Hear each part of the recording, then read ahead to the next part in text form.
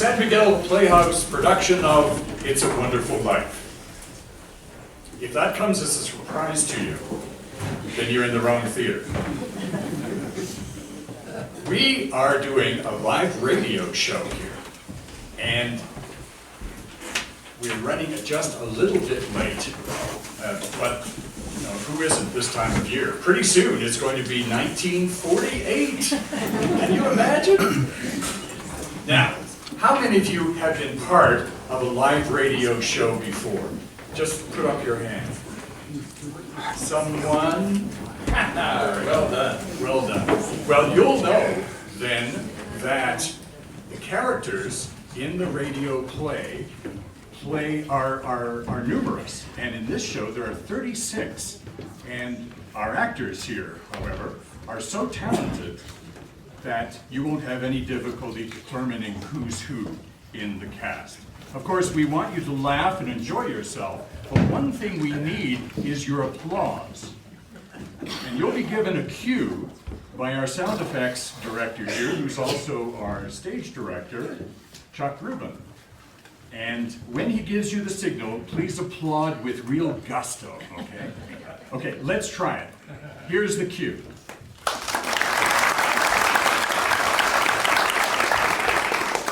Well, that was very good. If you're happening to be applauding the sinking of a golf putt, come on now. We need more enthusiasm so we can take it right out over the air. And we have a little trick in radio. If you applaud twice as fast, then it communicates that exuberance right over the airwaves. So we're going to try that. Clap twice as fast. Chuck? Perfect, perfect. You're going to be a great audience for sure. Now, just a reminder to remove anything on your person that might make a strange noise, like a police whistle, or a dog toy. Anything else? Oh, yes! A whoopee cushion. That's from a previous production. All right, we're all set to go, and we'll be going live nationwide in just a few minutes, so just sit back and relax and enjoy yourself. Part of a live radio broadcast.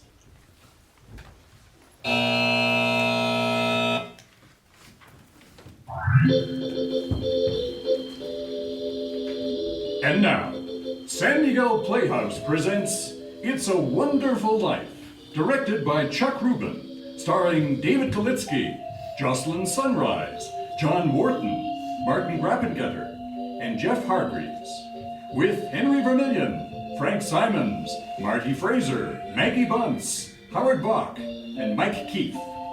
Doug Robinson composed our music. Chuck Rubin and Marlon Espinal are handling sound effects, with help from Claudine Langen.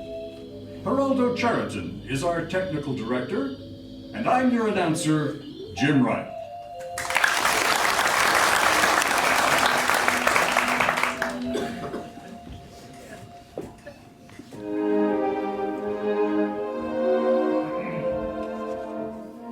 This is the story of George Bailey, an ordinary man who lives in Bedford Falls, New York. But George Bailey, more than anything, wanted to see the world, the exciting world that lay somewhere beyond his hometown. George had big dreams, but also big responsibilities. Of course, sometimes the two don't exactly fit together. Sometimes happiness is not over the rainbow, but right under your nose. However, our story doesn't begin in Bedford Falls. In fact, it doesn't begin anywhere in this world. It begins in heaven, where the superintendent of angels is briefing an apprentice angel named Clarence. Clarence Oddbody, angel, second class, reporting for duty, Your Honor. What? They sent me an angel, second class? You mean you haven't earned your wings yet? Well, no, not yet, but I'm hoping this mission will do the trick. Are you really sending me down to Earth? gosh. I haven't been to Earth Yes, since that yes, time. you see, there's a man in trouble down there. Good. No, bad, Clarence. Oh. At precisely 10:45 p.m. Earth time, a man named George Bailey will be thinking about ending his life. Oh, my. Ending his life? Well, I know that's bad. Oh, good, Clarence. I'm glad you understand. So you must stop him if you can. Now, let me brief you about George Bailey's case history. You see, when George was a boy... Oh, that's okay, Your Honor. All I need is a plan.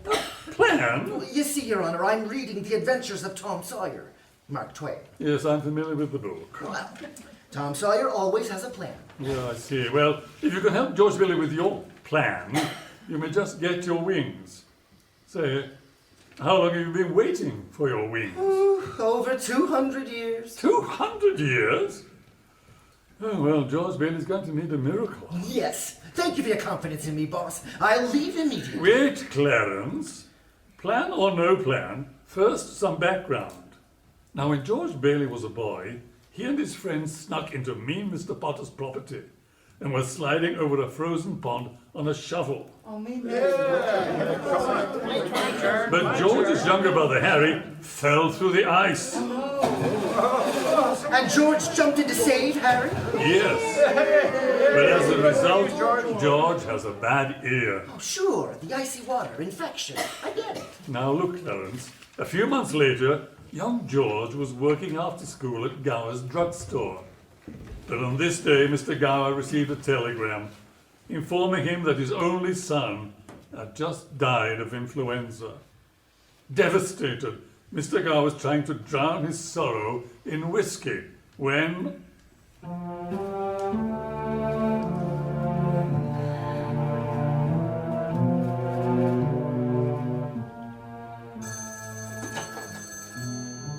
Gower's drugs. Oh, Mrs. Blame? What? Well, George should have delivered that medicine by now. Oh, wait, here it comes. I'll send it right over. Goodbye.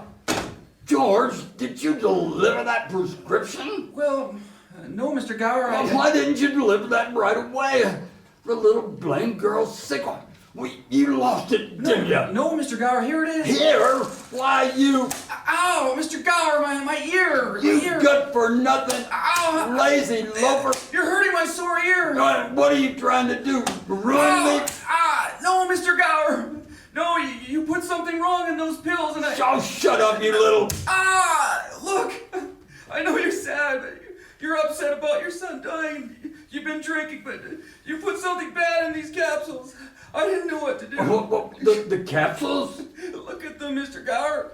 You took the powder from this bottle. It's poison. Poison? Oh, my God. Don't hurt my sore ear again, please. Oh, poison. Oh, George. That's why I didn't deliver the medicine, Mr. Gower. I wanted to ask my pop to make sure, but he was busy and George, forgive me, George. I won't ever tell a soul, Mr. Gower. I know you're sad, but I won't ever tell anyone I hope to die. George.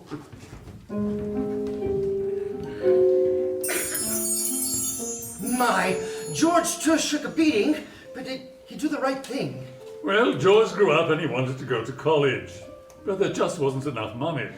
So he worked 4 years at the Bailey Building and Loan Association. Building and loan? Yes, George's father was in the building and loan business. He and George's Uncle Billy. But it was a case of high ideals and low bank account. Well, those two always seem to go together. Yes, don't they? Anyway, George worked for his father and saved enough to pay for college. But first, he was going to summer in Europe, working his way across on a cattle boat.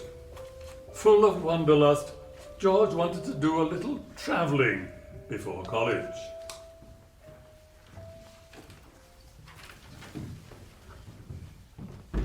Another piece of apple pie, George? No, Pop, not for me. I've had enough. Oh, gee, it's hard to believe this is my last night in the old Bailey boarding house. We're all going to miss you, George. Oh, I'm going to miss you too, Pop. And Mother. And everybody in Bedford Falls. You've certainly earned your chance, son. Oh, and I'm going to take it. But hey, what's the matter, Pop? You look kind of tired. I don't know. I had another run-in with Henry Potter today. Oh, Mr. Potter. That old money-grubbing buzzard. I thought when you put him on the board of directors, he'd ease up on us a little. Oh, so did I. He may be the richest man in town, but Yeah, the most miserable, if you ask me. I don't understand somebody like Mr. Potter. I mean, he can't begin to spend all the money he has. Well, Mr. Potter is crippled. He spent his life in that wheelchair. He's frustrated. Think about it, George. If you were in a... Yeah, but Mr. Potter owns everything he wants in town. Everything except the Bailey building and loan. Well, maybe. That's why he hates us. To him, we're just a bunch of foolish... Oh, hi, George. Hey, can I borrow your tuxedo cufflinks for tonight's dance? Oh, yeah, sure. They're upstairs there, Harry. Oh, where are they? Oh, here in your suitcase? Come on, Harry. George won't be needing a tuxedo on a cattle boat. Well, you never know. Hey, say, where did you get that beat-up old suitcase anyway, George? Oh, yeah, at the Emporium, Harry. Mr. Gower bought it for me. Going away present? Yep, far away. You see, one of these days, that bag will be plastered with exotic travel stickers. You know, like Rome and Athens and Baghdad and Samarkand. I guess you're going to have a pretty full summer, George. Oh, I'm going to have a pretty full life. So why don't you come to the dance tonight? Your graduation dance? No. I'd be bored to death. Oh, but what a wonderful death. There'll be lots of pretty girls, son. And we're using that new gym floor tonight. That was a brilliant idea of yours, George. Putting the pool under the gym saved the high school thousands. Yeah, well, Pop, that's just the start for me. You wait. What I'm going to do. What I'm going to see. Like the tuxedo cufflinks? Oh, yeah. Try upstairs, Harry, my top drawer. Okay. Ooh, yikes, I gotta hurry. Okay, bye. Was I like that when I graduated from high school, Pop? Oh, pretty much. I sure wish we could send Harry to college with you, George. Oh, yeah, but Harry and I have got all that figured out.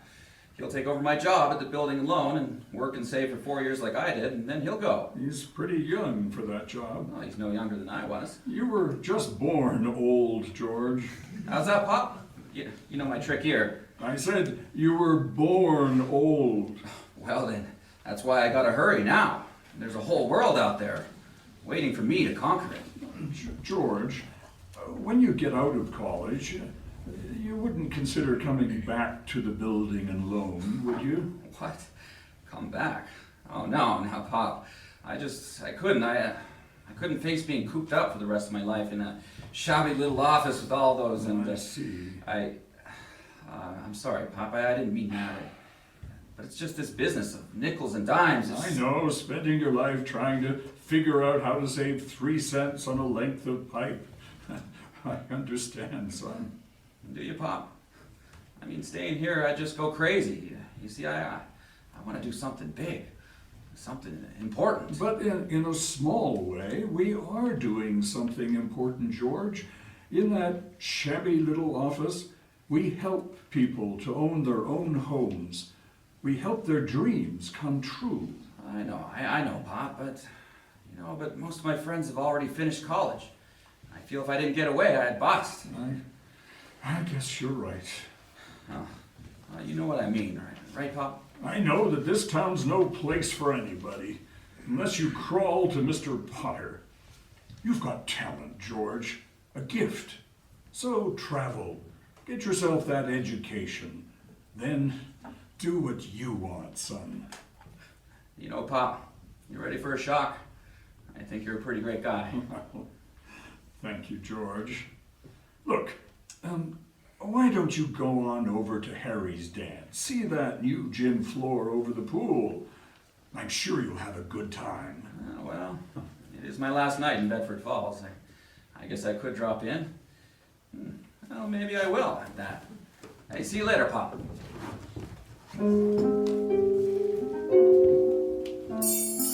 So, George Bailey went to a dance. Is that important, boss? Yes, it is. It was at the dance that he fell in the pool with Mary Hatch and most of the rest of the class of 1928. So, George and Mary went overboard at the dance. Yes. Later he was walking her home. They were feeling pretty good, Clarence. As a matter of fact, wonderful.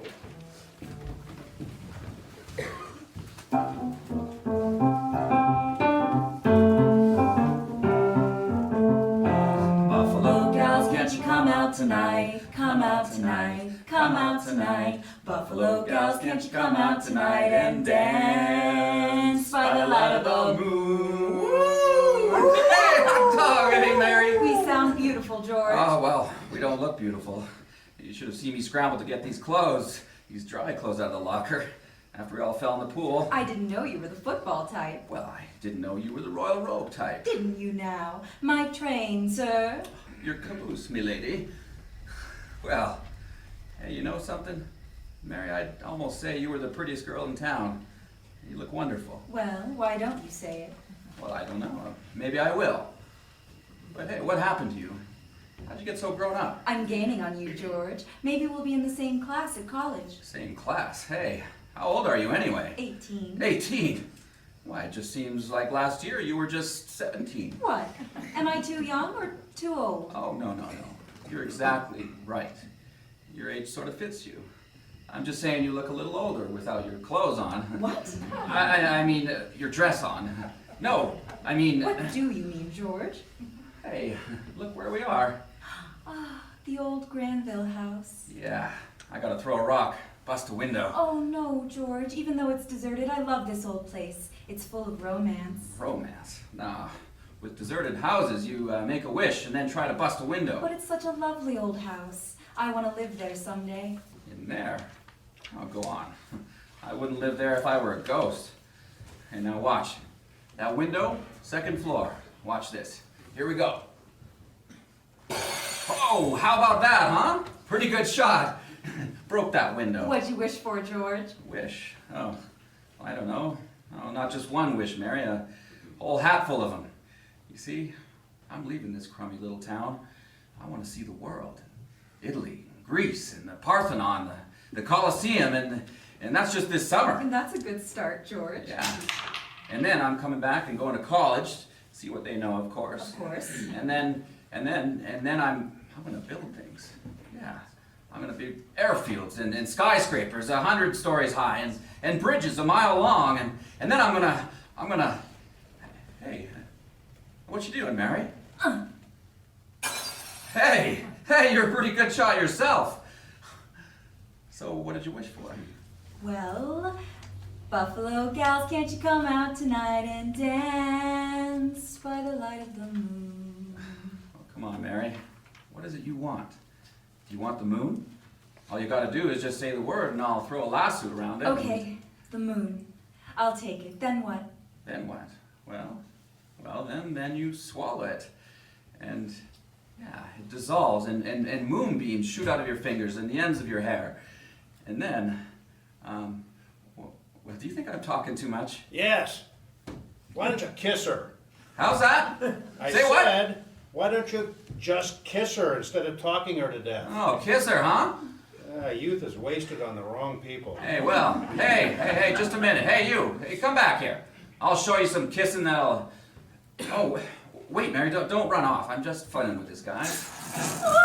Oh, Mary, where are you? Over here, in the hydrangeas. In the hydrangeas. Toss me my robe, George.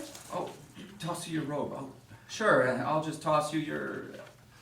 Hey, now wait a minute. What? Well, this is a very interesting situation. Oh, give me my robe, please. Oh, now hold on. I've got to think this one through. It isn't every day that a guy has an opportunity like this. George Bailey. Especially in Bedford Falls. I'll tell your mother on you. Oh, but she lives way up the street from George. here, and maybe I could sell some tickets, make a little more spending money for the trip. George! Okay, I tell you what. I'll make a deal with you, Mary, if you just let me get a little closer, and maybe I could get just a little... George! Hey! Uncle Billy, hey, look here. I'm gonna kiss Mary. Watch. George, get in the car. Quick, it's your father. Father? He's had a stroke. What? What? My father's had a... Come on, George, get in. Hurry up. Oh, here's your robe, Mary. I've gotta go.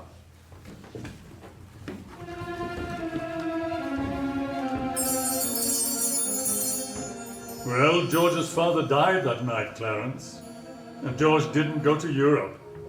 But that fall, just as he was ready to leave for college, the directors of the building and loan had a meeting. A meeting? They had to appoint a successor to Mr. Bailey. Enough discussion, gentlemen.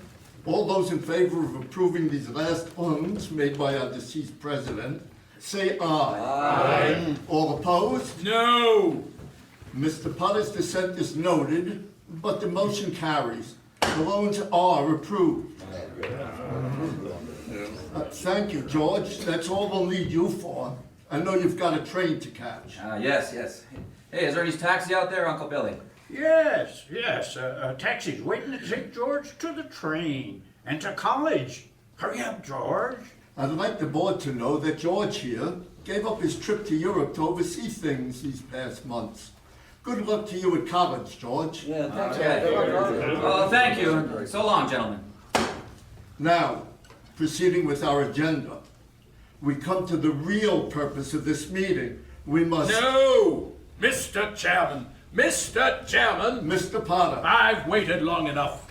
I want to get to my real purpose, the dissolution of this institution. I said I've waited long enough. Now, this institution isn't needed in this town.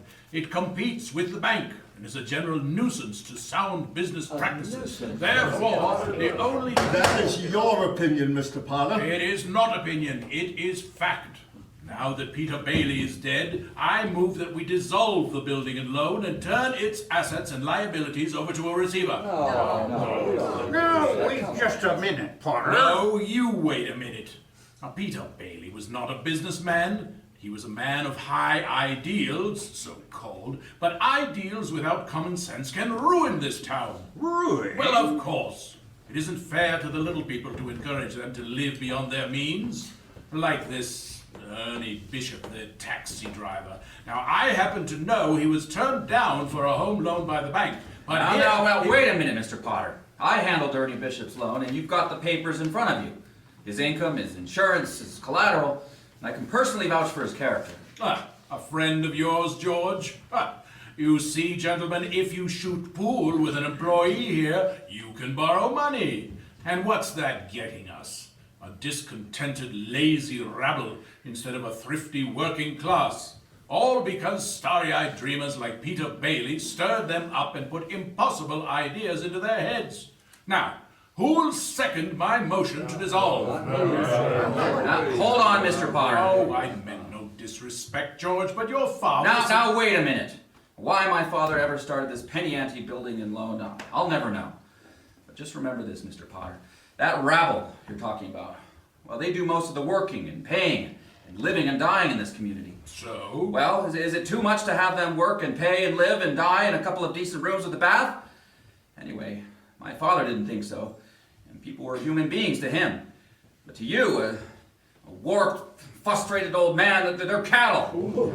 In my book, Mr. Potter, my father died a richer man than you'll ever be. I am not interested in your book, George. I'm talking about the building and loan. No, what you're talking about is something you can't get your greedy hands on, and it's galling you. And that's what you're talking about. Well, I've said too much. I have to leave. That's okay, George. Come on, Yes, come on. that's quite enough, actually. I apologize, gentlemen. Well, you're the board and you can do what you want, but let me just say this, that this town needs this measly one-horse institution. If only to have some place where people can borrow a few dollars without crawling to Mr. Potter. Okay, come on, Uncle Billy, let's get out of here. So what happened, George? Yeah, all Tilly and I heard was a lot of yelling. You won't believe it, Eunice. Boy, oh boy. You should have heard George. Oh, yeah. Well, right now, they're voting us out of business. Well, after 25 years, easy come, easy go. Of course, I don't know what's going to happen to us now. And your mother, poor thing. And no job for Harry. But I don't care, George, because it was worth it. It was worth it to see you shut Potter's big mouth. Yeah, who cares? I can get another job. I'm only 51. 56. Will you get out of here, George? You already missed your boat trip to Europe. Do you want to miss college, too? Ernie's waiting for you down there. George, He just voted Potter down. Oh, We're still in business. what a relief! There goes my new career. But there's one condition, George. They've appointed you to take your father's place. Point me. No, Uncle Billy's your man. Sure, you can keep him on if you like. You can hire anyone you want. No, now wait, Dr. Campbell, get this straight. Don't you people realize I've got plans? I'm leaving for college, right now. George, you've got to take it. They'll vote with Potter otherwise. They said so. Without you here, Potter would be able to persuade them to dissolve the whole board.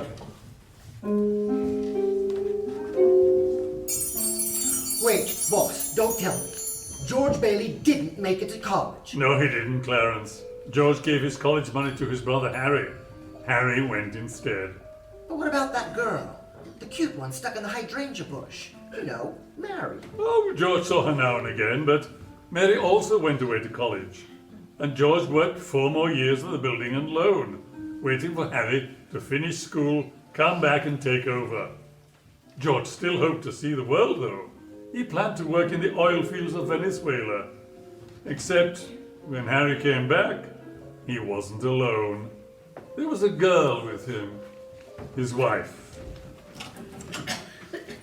George, is that you, dear? Oh, yes, Mother, I just thought I'd get some air. So, how do you like your new sister-in-law? Oh, Ruth, yeah, how's she swell? Harry's got all the luck. She'll keep him on his toes. Well, keep him out of Bedford Falls. Anyway. Oh, now. Ruth's father has a good job for Harry up in Buffalo. Yeah, Buffalo. And that means... That you can't go to college. Yep. Again. I'm sorry, George. Yeah. Well, did you know Mary Hatch is back from college, too? Yeah, it's great. She's been back 3 whole days. Mm-hmm. Nice girl, that Mary. I suppose. Oh, stop this moping, George Bailey. It's not like you. Well, what do you want me to do, Mother? Now, you give me one reason why you shouldn't go see Mary. How about Sam Wainwright for one? Oh, Sam Wainwright. Hee-haw. Well, now, sounds crazy about Mary. Well, she's not crazy about him. Not. Well, now, how do you know that? Was it in the newspaper? Did I miss it? Mary's got her eye on you, George. She lights up like a firefly whenever she's around you. Firefly. You don't want her to be an old maid, do you? Plus, Sam Wainwright is in New York. Oh, is he now? So all's fair in love and war, is that it? Oh, don't be difficult. The right girl can help you find the answers, George. Okay, Mother, trying to get rid of me, eh? Well, I think I'll go find a girl and do some passionate necking. Oh, George! Good night, Mrs. Bailey. By the way, do you need any books from the library? Library? George, you go and see Mary, do you hear?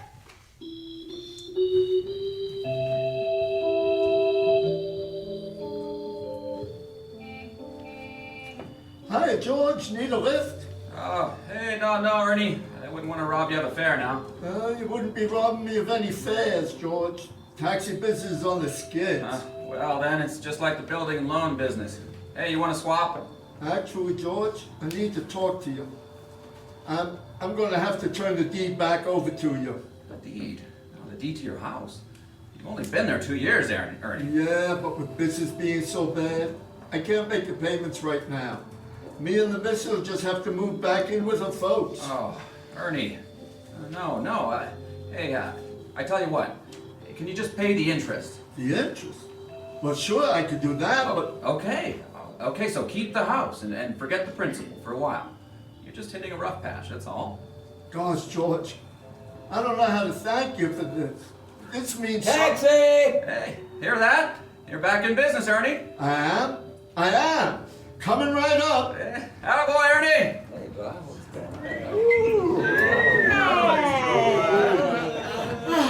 Going somewhere, Georgie. Hey, hello, Violet. Hi, fellas. Hey. Gosh, you look great, Vi. Oh, and this old thing? Oh, I only wear this when I don't care how I look. Right, guys? Excuse me, fellas. I think I got a date. So, Georgie, what's going on? Where you heading? I was just going down to the library, I suppose. Oh, come on, Georgie. Don't you ever get tired of just reading about stuff? Well, come to think of it, yes. Okay, well, what are you doing tonight, Vi? Me? Not a thing. Okay. Well, if you're game, Vi, we can make a night of it. I've got to talk to somebody. What do you say? Sure, George. It's about time. Hey, what'll we do? What do we do? Well, we'll go out to the fields. And, yeah, take off our shoes and walk through the grass. Fields? And then we can go up to the falls. Now, you've got to see them out in the moonlight. And there's a green pool up there, Vi. We can just swim in it. Swim? Sure. And then we can climb Mount Bedford and smell the pines and watch the sunrise on the peaks. Yeah, come with me. We'll stay up there the whole night and be the talk of the town. And there'll be a terrific scandal. How about it, Vi? George Bailey, have you lost your mind? Walk through the grass in my bare feet. It must be 10 miles to the falls, and this is the only thing I have to wear. You expect me to go swimming in this? Shh, now, Violet, okay? Shh. What's with you, George? For a guy who wanted to sail around the world, you don't seem to have been around the block. I mean, come on. Okay, fine. Just forget the whole thing. Forget it.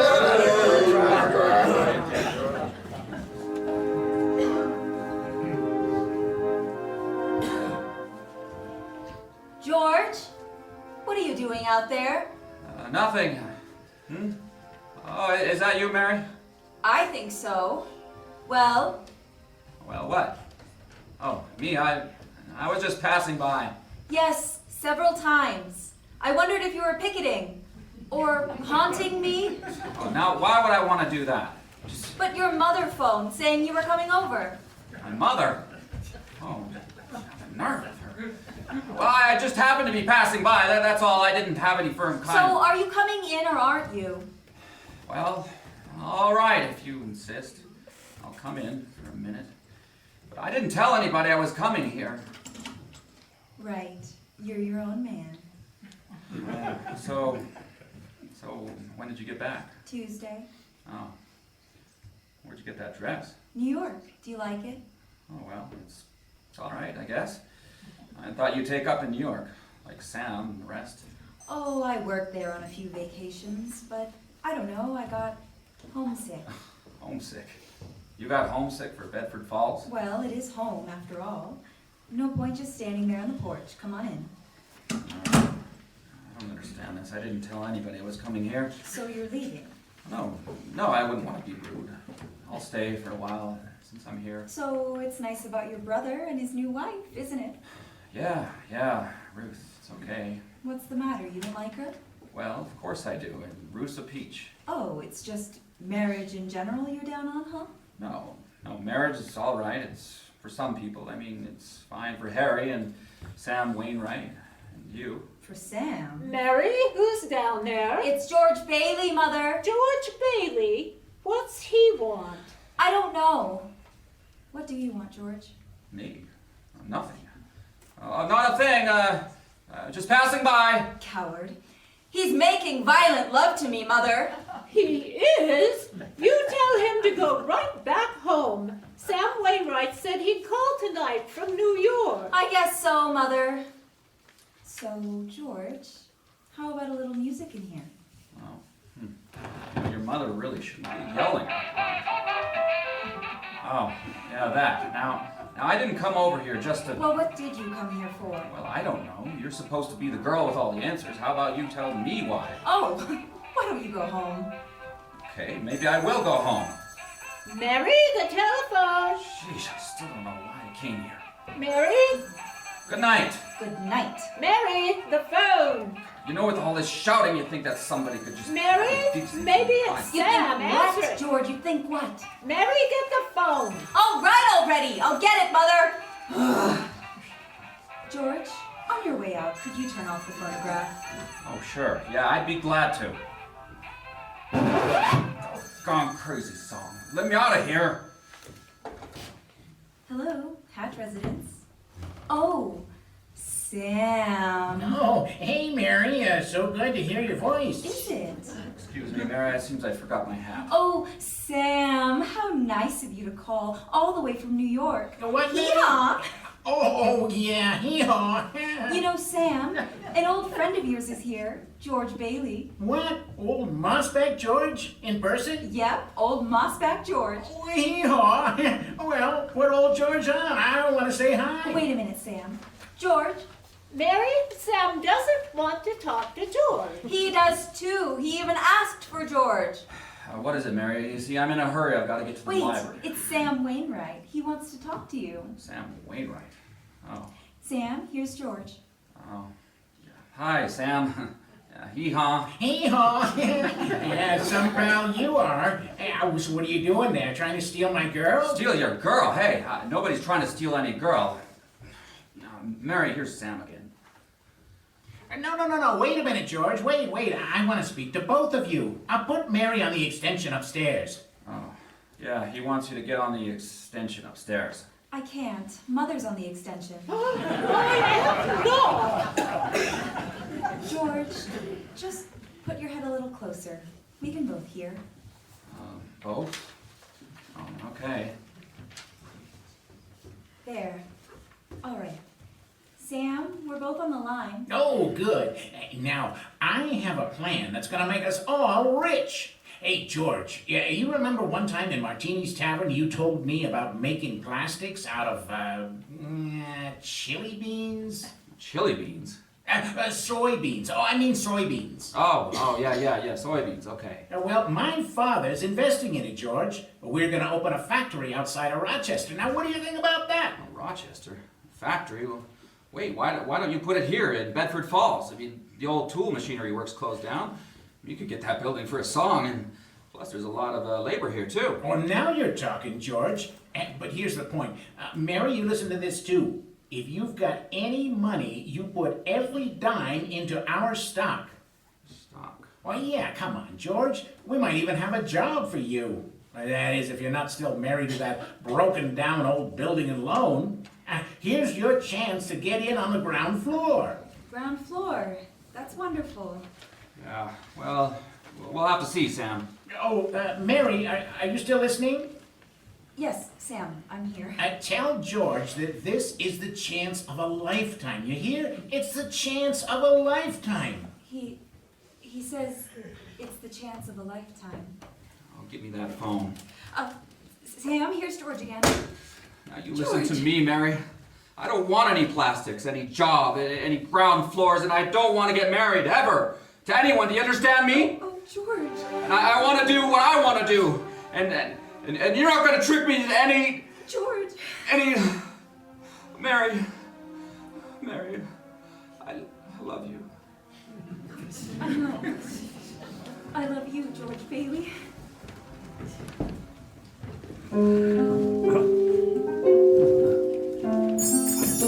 So George and Mary got, what do they say, hitched? Yes, Clarence, quite. They were married that October. Oh, I always cry at weddings. And the two headed off for their honeymoon in Ernie Bishop's taxi cab. Here you go, newlyweds. Bert, the cop sent this bottle of bubbly, but he don't tell anyone. Prohibition and all that. Mum's the word, Ernie. So, where are you two heading on this deluxe honeymoon? Well, see this fat wad of cash? I count it, Mary. It's our kitty. So? Well, so, we're shooting the works, Ernie. A week in New York, a week in Bermuda. It'll be the highest hotels, the richest caviar, the hottest music, and the prettiest wife. Congratulations, George. You're finally getting out of Bedford Falls. Then what? Oh, gee, I don't know. Then what, dear? The moon. Who cares? That's right. Hey, you know what, Mrs. Bailey? I haven't kissed you nearly enough. Well then, come here, you.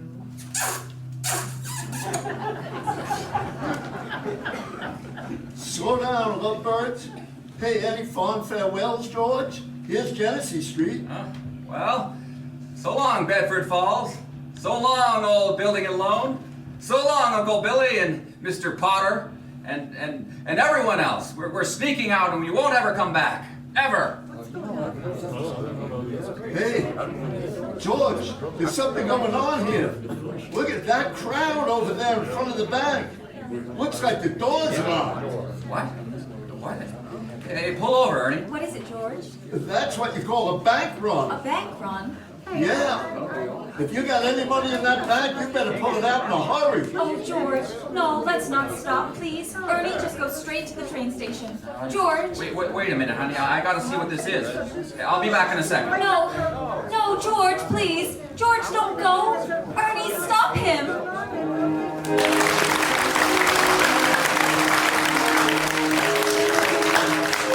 We'll return to our presentation of It's a Wonderful Life right after this break for news and weather. But first, a word from our sponsor, Mother Parker's Coffee. Everything comes out great when Mother Parker is on the can. Now let's go to the newsroom. And we're off. All right, studio audience, relax for 10 minutes and come on back.